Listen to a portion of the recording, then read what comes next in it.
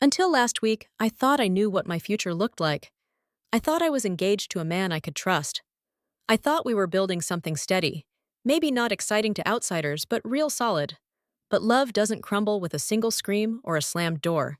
Sometimes it collapses in silence. Sometimes it takes 10 words. Don't wait up. Don't make a scene. We'll talk tomorrow. That was Harry's last message to me. I had read it a dozen times before Dawn found me barefoot on a deserted stretch of sand staring at the bruised sky. My phone felt like a weight I no longer wanted to carry, so I left it behind on the hotel nightstand out here. The only sound was the ocean. Even the gulls seemed to avoid me. I remember thinking, so this is what the end feels like. Not loud, not violent, but hollow. But I need to tell you how it began, because endings never make sense without the story that leads to them. Harry and I had been drifting for months. He said I was always buried in work. And he wasn't wrong. At the architecture firm, I was climbing long hours, tight deadlines. A client whose impossible skyscraper revisions had eaten half my year. I carried that stress home like a second skin. Dinners turned into takeout boxes eaten in silence. Our conversation slipped from laughter and dreams to grocery lists and overdue bills. I noticed the way he sighed when I opened my laptop at night. How his hand, once instinctively reaching for mine, now stayed in his pocket. When he looked at me, it wasn't with anger. It was worse. It was boredom. I thought I could fix it. That's what I told myself when I booked the trip. 7 days in Mexico sun and sand, no work emails, no distractions, just us. When I showed him the confirmation, Harry's face lit up with something I hadn't seen in months, a genuine smile. "You did this for us," he'd asked, eyes softening. "For us," I repeated, clinging to the hope in his voice. He kissed me then, and for a moment, it felt like the old days. I let myself believe we could rewind. The first 2 days we did, we swam until our skin-pruned ordered cocktails with umbrellas, left the balcony doors open while we made love to the rhythm of the waves. I could almost feel the knot in my chest loosening. But then came day 3. We met her at the swim-up bar, Layla. She was the kind of woman people orbit without realizing they're doing it. Sun-kissed skin, glossy hair that felt like she'd stepped out of a shampoo commercial, and that expensive ease of someone who has never been told no. We swam up together, Harry and I, waiting to order drinks. Layla's eyes flicked over me, once polite. But when she looked at Harry, her smile lingered. "Not many men can pull off plain white trunks with that kind of confidence," she teased, her voice low-practiced. Harry chuckled, actually blushed, and introduced himself. Her hand rested on his arm, as though it belonged there. "Harry," she repeated, tasting his name. Then, without looking at me, she added, "You've just improved this whole resort's rating." I wanted to roll my eyes, but Harry laughed like it was the cleverest thing he'd ever heard. The hours blurred after that. Around the pool, Layla held court, every story about Monaco yachts, private villas, weekends in Paris. Harry leaned in like a schoolboy, hanging on every word. I tried to engage. "So what exactly do you do?" I asked, not unkindly. She tilted her sunglasses, smirked. "Venture capital?" "Darling, opportunities find me if you know how to look." Her eyes slid back to Harry before I could reply. Later, while towing off, Harry whispered, wide-eyed, "Layla says she has a private infinity pool in her villa." "Can you imagine I can?" I said flatly. "But I also have a project deadline in 6 weeks," he sighed. "It's not about money, Megan. It's the energy, the spontaneity." That word energy became her weapon. Mine was heavy, serious, hers magnetic. That night was the resort's white party. Music thumped through the humid air. Champagne glasses clinked under strobe lights. Harry wore a linen shirt I'd bought him last Christmas. I thought he looked handsome. But when Layla appeared in a flowing silk dress, his eyes never left her. I told Harry he looked incredible. He gave me a distracted smile, scanning the crowd until he found her. She raised her glass, and just like that, he was gone from me, pulled into her orbit as if by gravity. I sat at a table nursing a watered-down cocktail, watched as Layla whispered in his ear. Watched as he threw his head back and laughed, a sound I hadn't heard in months. Watched her hand slide to the small of his back, intimate, claiming. I finally stood up and crossed to him. "Harry, can I talk to you for a second?" His eyes were glazed from champagne and adoration. "What is it, Megan?" Away from the crowd, I urged. He rolled his eyes, but followed me a few steps. "God, can you just relax? We're on vacation. Don't be so boring." The word struck me harder than a slap. Boring. the opposite of Layla's glittering chaos. "I'm not being boring," I said, my voice tight. "I'm being your fiancé. The way she touches you, it's disrespectful." He looked at me with pity, maybe contempt. "She's just fun. She's alive. You're always heavy." Then he turned back, letting her pull him onto the dance floor. And I watched. I watched his body pressed to hers, their laughter echoing louder than the bass. It wasn't just dancing. It was a performance for her, for him, for me. That was my cue to leave. Back in our room, I sat on the bed waiting. Hours blurred. The music faded downstairs. The resort fell quiet. I must have drifted until the phone buzzed. 3:42 a.m. The message, "Don't wait up, don't make a scene, we'll talk tomorrow." 10 words that sliced clean through 4 years. I didn't cry. I did not scream. I just walked barefoot to the beach. The sand cool beneath my feet, the tide whispering like it knew a secret. Shit, I hadn't caught yet. The sky was bleeding into orange now, and I realized Harry thought he was buying himself time. He had no idea those words weren't a postponement. They were the end. Tomorrow, there wouldn't be one for us. The strangest thing about heartbreak is how calm it can be. I thought I'd be shaking, crying, breaking dishes. Instead, I felt clean, as if someone had rinsed all the noise out of me and left nothing but silence. When I walked back into our hotel room that night, the air conditioning hummed its cold tune. The bed was untouched on his side, my sandals by the door, and his shirt still draped over the chair where he'd left it earlier. I sat for a while staring at the clock's glowing red numbers. Then I stood, opened my suitcase, and began to pack. Not just my things, his too. Shirt by shirt, I folded them with an odd, precise care, as though I were handling the belongings of a stranger. His cologne bottle, his cufflinks, the sneakers he insisted were limited edition, all tucked neatly away. By the time I zipped the case shut, I felt detached like an executive closing out a will. I placed his suitcase by the door next to his wallet and watched a neat little parcel of the man I no longer recognized. The hours between then and dawn stretched thin like the fragile skin of a soap bubble. I showered, letting the hot water sting my skin, scrubbing away salt and the faint trace of his cologne that clung to my hair. When I emerged, I dressed not for a vacation, but for travel jeans, sneakers, a cotton blouse, clothes meant for moving forward. By the time the keycard clicked at 8:07 a.m., I was sitting in the armchair by the window, ready. He slipped in, triumphant but disheveled. His hair was mussed, his shirt untucked, and he smelled faintly of champagne, mixed with a woman's floral perfume, Layla's perfume. When his eyes landed on me, dress packed, waiting, something flickered. Surprise, maybe. Fear briefly hidden. "You're up early," he muttered, reaching for the mini fridge. He pulled out a bottle of water, twisted the cap, and drank greedily. "I've been up," I said.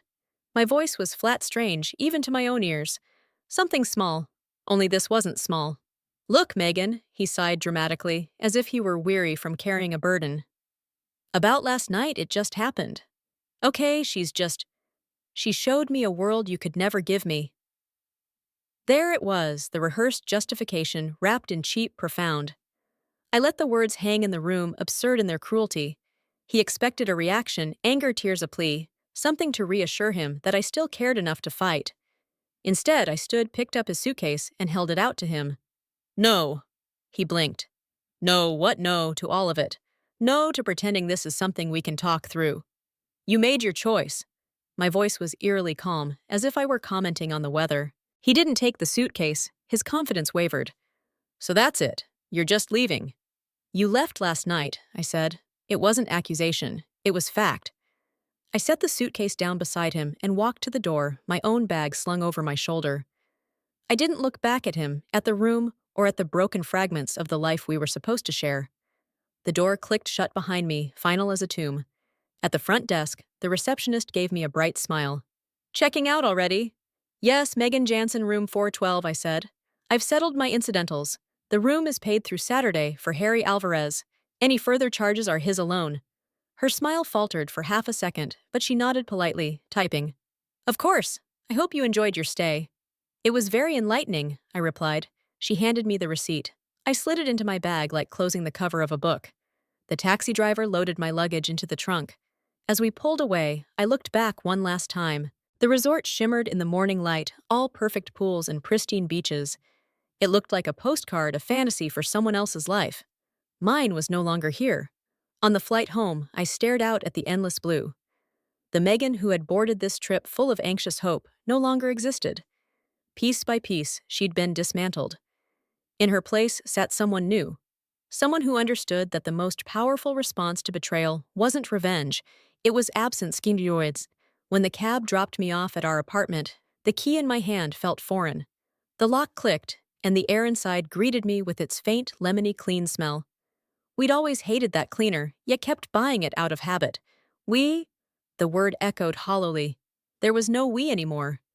I set my bags by the door and walked through the apartment slowly, as if cataloging a museum exhibit. The framed photo from our hike in the Blue Ridge Mountains, his arm around me, the hideous vase his mother had gifted us, that he insisted stay on the mantel, his half-finished crossword on the coffee table. All of it screamed us. And yet to me, it was already past tense. I didn't cry. I didn't rage. Instead, I went to the bedroom closet, pulled out boxes, and began packing. His shirts, his suits, his sneakers lined up like obedient soldiers. Every trace of him folded and taped shut. By the time I was done, the bedroom looked lighter, almost spacious. Then I called the locksmith. While I waited, I scrolled through my phone, blocked his number. Blocked his sister's, blocked his mother's social media, deleted, and blocked. It was like cutting out a tumor, surgical and necessary. When the locksmith arrived, I watched him replace the deadbolt. He handed me the new keys, shiny and sharp. I closed my fist around them. This apartment was mine now. Clean, quiet, whole. I rented a small storage unit 10 minutes away, packed the boxes into the trunk, stacked them neatly inside. On top of the pile, I taped an envelope with the access code, addressed it to Harry. Left it with the building superintendent, who didn't ask questions. By evening, his presence had been reduced to 6 cardboard boxes gathering dust in a rented cage. I returned to the apartment, locked the new door behind me, and sat in the silence. It was no longer oppressive. It was mine, and for the first time since Harry had looked at Layla instead of me, I could breathe. The quiet lasted 2 days, 2 days of silence so deep it felt medicinal. I filled it with small rituals, laundry, grocery shopping, unpacking my own suitcase.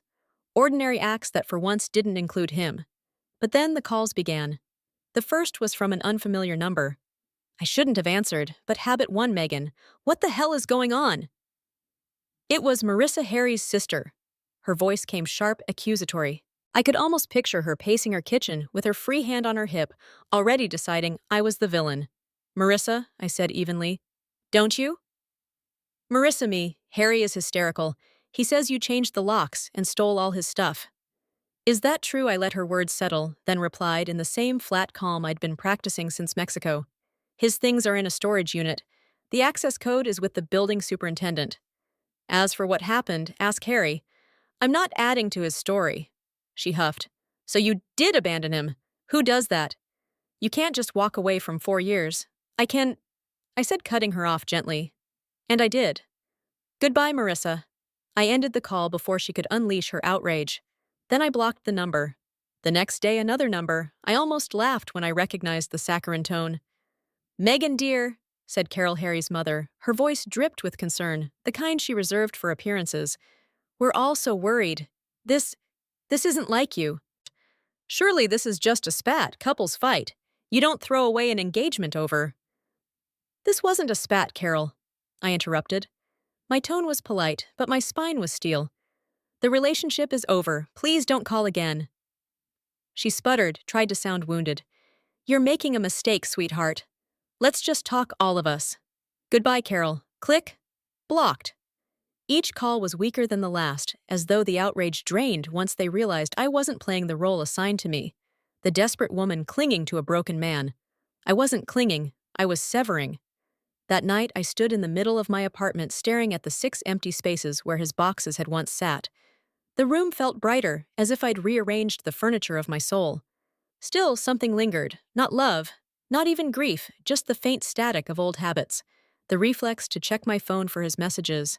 The urge to save him from himself. So I made it harder for those ghosts to find me. I went through every digital tether. Instagram blocked. Facebook blocked. WhatsApp deleted, the chat blocked. Email filtered directly to trash. Each click was like cutting a thread from a puppet I no longer wanted to control. When I finished, I sat back in my chair. The screen glowed blankly, almost relieved. For the first time in years, my phone wasn't buzzing with Harry's moods, his demands, his need to be seen. The silence was intoxicating, but silence, I learned, can be fragile. On the third day, the superintendent slid an envelope under my door. Inside was the receipt from the storage facility, signed and dated. Harry had collected his things. That night I dreamed of him, not of us. Happy those memories had already dulled, but of him standing in the resort lobby, suitcase in hand, watching me leave. In the dream, his face was blank, unreadable. When I woke, I realized I'd never actually looked back to see his expression, and I never would.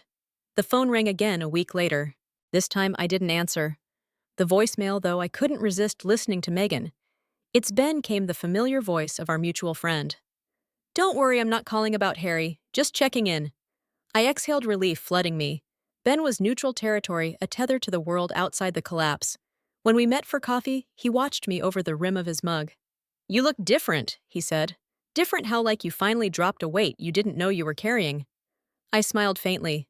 That's not far from the truth. He didn't push. For that, I was grateful. But Harry's family didn't give up easily. 2 weeks later, I found a letter wedged under my door. The handwriting was Carol's, looping and over-perfumed. Megan, please reconsider. Harry is lost without you. He says Layla tricked him and he's devastated.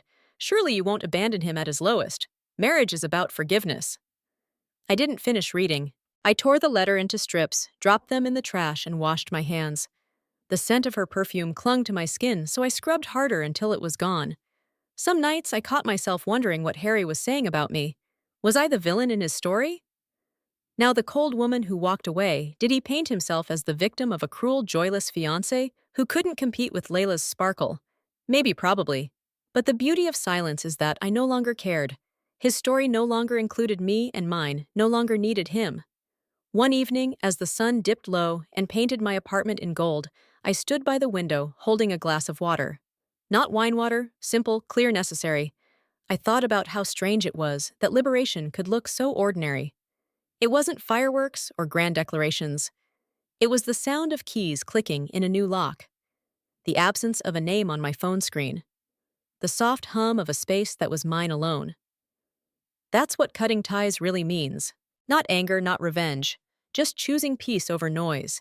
And peace, I was discovering, could be addictive. Silence didn't just heal me. It gave me space to build. At first, my days felt strange without Harry's voice, his texts, his moods. For years, my life had been calibrated to him. What he wanted for dinner, where he wanted to go on weekends, how he reacted to my long hours. Without that constant background noise, the apartment felt cavernous, like an empty cathedral. But in the stillness, I realized something terrifying and exhilarating. I had room. I started with my body, not at the sleek boutique gym Harry once insisted we join, because everyone from work is there. No, I signed up at a gritty warehouse gym 5 blocks away. Fluorescent lights buzzed overhead. The walls smelled faintly of iron and sweat, and the people there weren't polished. They were working. The first week nearly killed me. My muscles screamed, my breath burned, but there was a purity in it. Pain I could measure, pain I could control. Each rep scrubbed away another layer of residue left behind from years of carrying him. By the end of the month, my reflection had changed. Not just leaner, stronger, but steadier. There was power in my shoulders, confidence in my posture. For the first time in years, my body felt like mine. Next came my mind. One evening, while rummaging through the closet, I found a dusty guitar case, my old acoustic, the one I hadn't touched in years, because Harry complained my playing was distracting. I tuned it clumsily, strings squealing. My fingers were clumsy at first, his skin soft from disuse, but muscle memory returned in fragments. Chords, melodies, old songs I used to love. Soon the apartment wasn't silent anymore. It was filled with imperfect music. Each note a reminder that I could create beauty without anyone's permission. And then there was work. The energy I once wasted analyzing Harry's moods, smoothing his ego, planning our couple-centric calendar. I poured all of it into my projects. Hours at the drafting table flew by. My sketches grew bolder, sharper. 3 weeks later, my boss Miranda called me into her office. Megan, the designs for the Sahara Zada Tower, brilliant. The client is thrilled. She leaned back in her chair, smiling. I don't know what's gotten into you, but keep it up. There's a senior associate position opening next quarter. I'm putting your name forward. I blinked. Thank you. Really? Walking back to my desk, I realized my chest wasn't heavy anymore. It was expanding, stretching to hold something new, possibility. Of course, Harry's shadow lingered. Not directly. He had no way to reach me now, but in whispers that traveled through mutual acquaintances. I was at a bar with Sophia, my oldest friend, when she dropped it casually between sips of wine. So, did you hear about him? My stomach tightened, but I forced my voice steady. What about him? She gave me a sideways glance. Layla. She wasn't what he thought. I raised an eyebrow, meaning she played him. Fake name, fake number. That villa she bragged about day pass. She conceded her way into the morning after she ditched him. He woke up alone, wallet lighter, ego shredded. I sat still, swirling my glass.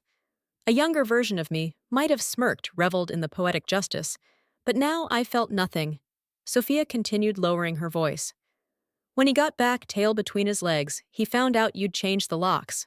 Word got around. Let's just say his friends aren't exactly sympathetic. He looks pathetic. I finally looked at her. And you're telling me this because, she shrugged. Because I thought you'd want to know. I shook my head. I don't, not anymore. The words surprised me by how true they felt. That night, lying in bed, I thought about it. How the universe had served Harry the consequences of his choices on a silver platter. How neatly the arc of his downfall matched the moment I decided to rise. And still I felt no vindication, just distance. It was like hearing news about a city I once lived in but no longer cared to visit. Floods, fires, scandals, it didn't matter. I didn't live there anymore. A month passed. My routines solidified into rituals. Gym in the morning, sweat dripping, heart pounding. Work during the day, sketches, turning into blueprints, turning into contracts, guitar in the evening, strings biting into my fingertips, music echoing off the walls. The loneliness that had terrified me at first became something else. Solitude. And solitude became strength. One Sunday morning, sunlight spilling across my desk, I caught myself humming as I made coffee. Not nervous humming, not to fill silence, but genuine careless.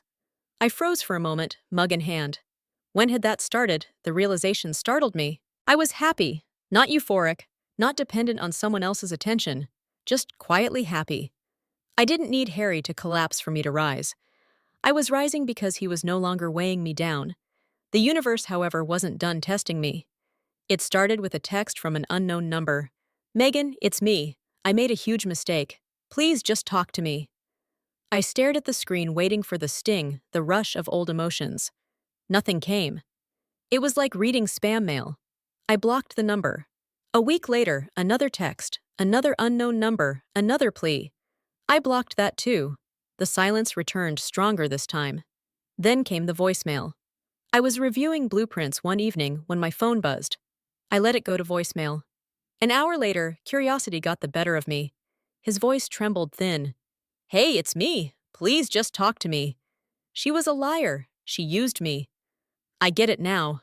You were the real one. You were stable. Good. I'm so sorry. Please. A muffled sob. Then the line cut.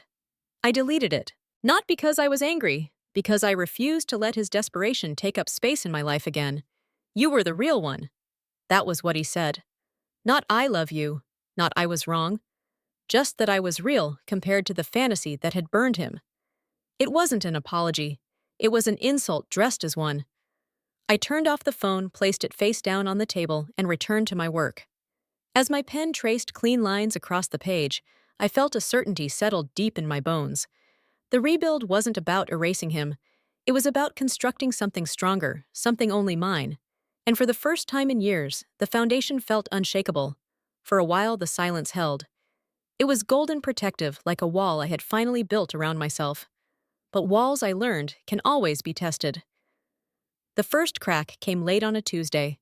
I had just come back from the gym, sweat still drying on my skin, when my phone buzzed. Unknown number. I almost ignored it, but something tugged at me. Megan, it's me. Please, I made a mistake. I know I don't deserve you, but we need to talk. I stared at the message for a long time. The old Megan, the one who used to sue and fix, would have replied, would have softened. This Megan didn't hesitate. Block. A week later, another number. Megan?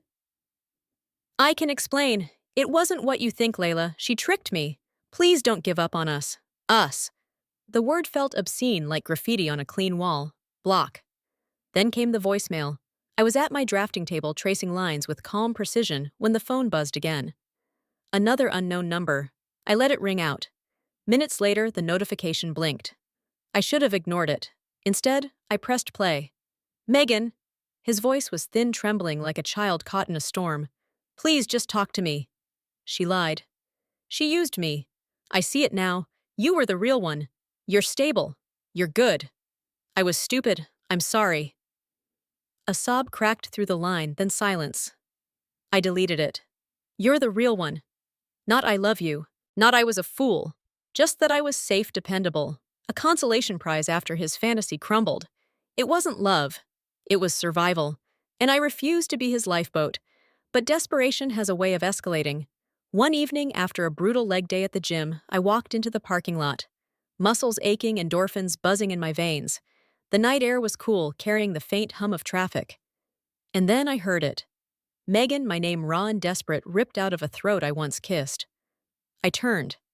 He was leaning against the hood of a dented sedan. Not the sleek car he used to polish every Sunday. This one looked borrowed, tired. He looked worse. His hair hung limp. His clothes wrinkled. His eyes ringed with sleepless shadows. The vibrant man who once stood tall beside me was gone. In his place was a hollowed-out version, arms wrapped around himself as if bracing against wind. I didn't move closer. I didn't speak. I just waited. He pushed off the car, taking a hesitant step forward. His voice cracked. You can't just ignore me forever. We were together for 4 years. Doesn't that mean anything? I stayed silent. My face was a mask I'd perfected. Neutral, unreadable. Say something, he pleaded, his composure breaking. His eyes glistened, his mouth trembling. Please just talk to me. I tilted my head slightly. Can I help you? The words landed like stones. His face crumpled. Help me! His voice rose fractured. Look at me, Megan. I lost everything.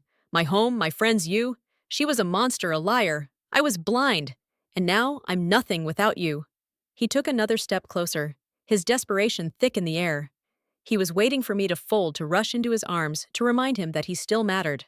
But I didn't move. The tears came, then streaming down his face. His sobs echoed in the near-empty lot, bouncing off the concrete. For a moment, I saw him as he wanted me to, broke and pitiable, in need of saving. But I also saw the truth. The same man who had smirked over his shoulder at that white party, his hands on another woman's back. The same man who had texted me not to make a scene. He wasn't broken for me. He was broken for himself. I'm sorry you feel that way, I said quietly. It wasn't sympathy. It was dismissal. A hand pushing his chaos back where it belonged, outside my walls. His sobbing stopped, his blotchy face, hardened eyes, flashing with anger. That's it! His voice shook with fury now. Sorry you feel that way. You're supposed to be the good one, the stable one. Why are you being so cruel? And there it was, the truth he couldn't hide. I wasn't cruel for leaving. I was cruel for refusing to return, for refusing to play my part in his endless drama. I straightened, letting my voice cut like glass. Harry, you told me not to make a scene. His mouth fell open, the words hitting him like a slap. So I didn't? I continued. You left me in that resort the moment you chose her. That man, the one who would fight, yell, beg for you. You left him behind. I don't know who you are anymore, and I don't want to. He stared at me, stunned, the anger draining into horror. He realized finally that he had no power left. The leash was cut, the tie was gone.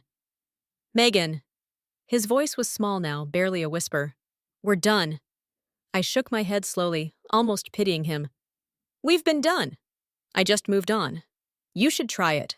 I stepped past him, the smell of stale cologne and desperation clinging to the night air. I unlocked my car, slid into the driver's seat, and started the engine.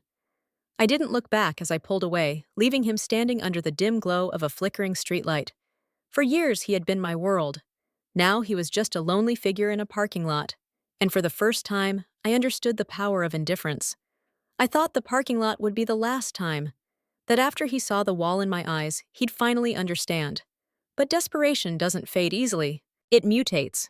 For weeks, he lingered at the edges of my life like smoke from a fire I'd already extinguished. More blocked numbers, more voicemails I never listened to. Notes left with the superintendent that went straight into the trash. Flowers left at my door wilted before I bothered to throw them out. The old me would have pied him. The Megan who begged him to stay, who twisted herself into knots to keep him happy, would have softened, but she was gone. and the woman who replaced her had no intention of being dragged back into the ash. It was a Saturday evening when the final confrontation came. I'd just returned from the gym, sweat cooling on my skin bag slung over my shoulder. The hall outside my apartment smelled faintly of detergent, quiet and domestic. And there he was, sitting cross-legged on the floor outside my door like a penitent child, his head in his hands. When he looked up, his eyes were red-rimmed hollow. "Megan," his voice cracked. "Please, just 5 minutes," I sighed, sliding the strap of my bag off my shoulder. "Harry, you need to leave." "Please," he whispered. I can't lose you. You don't understand. I was stupid. I was blind. But I'm awake now." His words spilled like broken glass, sharp and desperate. I didn't unlock the door. I didn't invite him inside. I stood arms across the wall between us, more solid than the wood and metal behind me. "You told me not to make a scene," I said quietly. He flinched, remembering. "And I didn't. I left. I built a life without you, and now you're here begging me to relive the moment you ended us, as if you get to rewrite it." His jaw trembled. "I made a mistake. Don't throw away 4 years over what I snapped, my voice finally cracking through the calm. Over you, laughing in another woman's arms, over you, choosing her sparkle over my steadiness, over the text you sent me while you were in her bed." He swallowed, hard shame written across his face. "You didn't just cheat, Harry. You humiliated me. You erased me. And now that she erased you, suddenly I'm the safe option again." "That's not true," he whispered. "Isn't it?" I shot back. "You didn't say you loved me. You said I was the real one, the stable one. You don't want me. You want the version of yourself that existed when I was still holding you up. That's not love. That's convenience." His voice rose sharp and panicked. "You're supposed to be better than this. You're supposed to forgive. You're supposed to be stable." I cut in, my tone like ice. "Predictable, the one who swallows the hurt while you chase glitter. No, Harry, I'm not your safety net. Not anymore." His anger faltered, twisting back into pleading. He dropped to his knees, hands clasped like a man praying. "Please, Megan, I can change. Just give me another chance." I looked down at him, this hollow figure who once claimed to be my partner, and I realized something startling. I wasn't angry anymore. I wasn't even sad. I was bored. The story was over, and he didn't realize the final page had already been turned. "You want me to fight for you," I said softly, "to yell, to cry, to beg. But the man who would have done that, you left him on a dance floor in Mexico. I don't know who you are now, and frankly, I don't care." His mouth opened closed like he was drowning. "We're done, Harry." I continued, my voice calm now, steady as stone. "Not because you cheated, not because she left you, but because I outgrew the version of me who tolerated you." I bent, picked up my gym bag, and pulled out the set of keys I'd had duplicated weeks ago. Without ceremony, I dropped them into his lap. "That's the last piece of me you'll ever hold." He stared at the keys, confusion wearing with devastation. "So that's it?" I nodded. "That's it." And with that, I unlocked the door, stepped inside, and closed it behind me. I leaned against the wood for a moment, listening to the muffled sound of his breath outside, waiting for the knock that never came. Eventually, I heard his footsteps retreat down the hall, slow, defeated. I exhaled, not in relief and confirmation. It was over completely. The next morning, sunlight streamed through the blinds, painting golden lines across the hardwood. I brewed coffee, strummed a lazy chord on my guitar, and let the quiet fill me. The silence wasn't empty anymore. It was full of strength, of possibility of me. For the first time in years, I wasn't defined by what he did or didn't give me. And I didn't need his absence to feel whole, because wholeness was something I had built myself. When you strip your life down to silence, you discover what echoes back. At first, those echoes were sharp memories of Harry's laugh, the sting of that text, the ghost of his hand brushing mine. But over time, those echoes softened, then vanished. And in their place came something unexpected. Music. Not just from my guitar, though the chords I played at night had grown smoother, stronger. It was the music of routine, of small joys. The kettle whistling in the morning, my sneakers slapping pavement on my way to the gym, the hum of my drafting pen across crisp paper. Ordinary sounds, but together they formed a symphony of something I'd forgotten. I could have a life that was mine alone. 3 months after Mexico, my apartment no longer looked like a museum of a failed engagement. The framed photos were gone, replaced with prints I'd always liked, but never hung because Harry said they were too moody. The ugly vest from his mother had been dropped off at a donation bin. The couch once shared was now draped with a quilt my grandmother made warm, familiar mine. The space breathed with me now. At work, the promotion came through. Senior associate. Miranda announced it in a meeting, her voice carrying a warmth that made me blush. My colleagues clapped, some sincerely, some out of obligation, but I didn't care. That night, I stood on the balcony of my office, city lights twinkling below, and let the cool wind whip through my hair. I'd poured so much of myself into Harry, into keeping us alive, that I had almost forgotten what it felt like to pour into me, and now I was overflowing. One evening, Sophia came over with a bottle of red wine. We sat on the floor, cross-legged, like we used to in college. "You're glowing," she said, topping off my glass. I laughed. "That's just sweat from the gym. No, seriously. I haven't seen you this alive in years. It's like you finally exhaled after holding your breath for too long."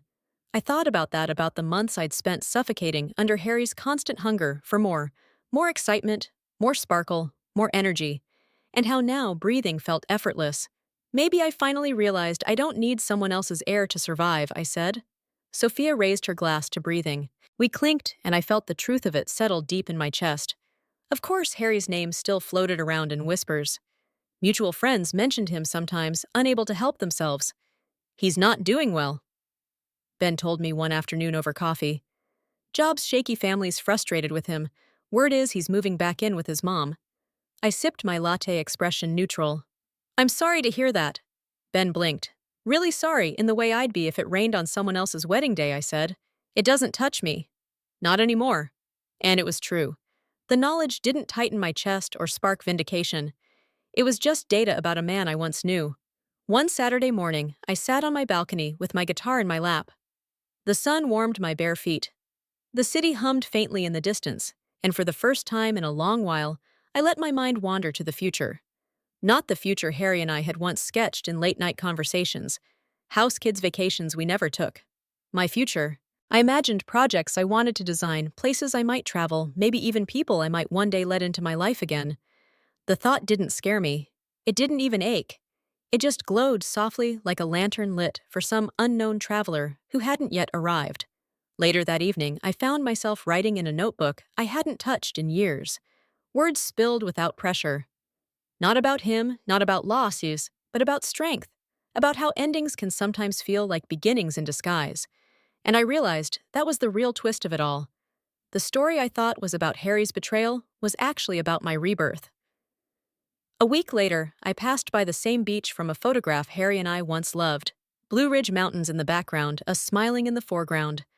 I'd kept the picture in a drawer for months, unsure whether to throw it out. Now looking at it, I saw something different. Not pain, not nostalgia, just a younger version of myself who hadn't yet learned what she could survive. I slid the photo back into the drawer, but this time without bitterness. That girl had gotten me here. That night, as I closed the blinds, I caught my reflection in the glass. My eyes were clear, my shoulders steady, my mouth curved into the smallest of smiles. I whispered to the empty room. "You told me not to make a scene, so I didn't." And in the quiet, I felt the weight of that choice. It wasn't cowardice, it wasn't weakness. It was strength distilled, the kind that doesn't shout but endures. Life didn't explode into fireworks after Harry. It unfolded in small, steady ways. Mornings with coffee and music, nights with friends and laughter, work that challenged me, solitude that soothed me. And for the first time, I wasn't waiting for the other shoe to drop. I wasn't bracing for betrayal. I was simply living step by step, note by note. When people ask me now if I regret what happened, I tell them the truth. I don't. Because sometimes you need to be burned down to discover you are always capable of rising. And me, I didn't just rise.